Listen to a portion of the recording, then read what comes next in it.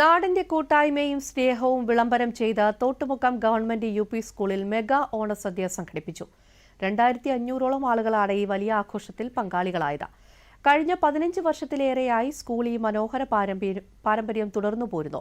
സ്കൂളിന് ഔദ്യോഗികമായി അവധി നൽകിക്കൊണ്ടാണ് ജനപ്രതിനിധികൾ, വ്യാപാരികൾ, വിദ്യാർത്ഥികൾ, രക്ഷിതാക്കൾ, പൂർവ്വ വിദ്യാർത്ഥികൾ എന്നിവർ എല്ലാം ഒന്നിച്ച് വിരുന്നൂട്ടിയത്.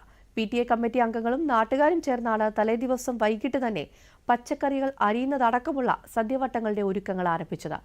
സദ്യയിൽ 15ഓളം പരമ്പരാഗത വിഭവങ്ങളും പായസവും വിളമ്പി. തോട്ടുമുക്കത്തും സമീപ പ്രദേശങ്ങളിൽ നിന്നുമുള്ള നൂറുകണക്കിന് ആളുകളാണ് വിഭവസമൃദ്ധമായ സദ്യ ആസ്വദിക്കാൻ വിദ്യാലയമുറ്റത്തേക്ക് ഒഴുകിയെത്തിയത്.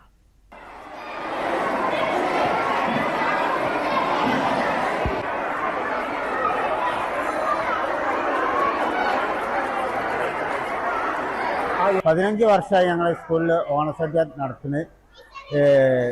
ആദ്യം 500, 1000 അങ്ങനെ കൂടി ഇപ്പോൾ 2500 ആളിലേക്കാണ് ഇപ്പോൾ ഓണസദ്യ എത്തിയത്.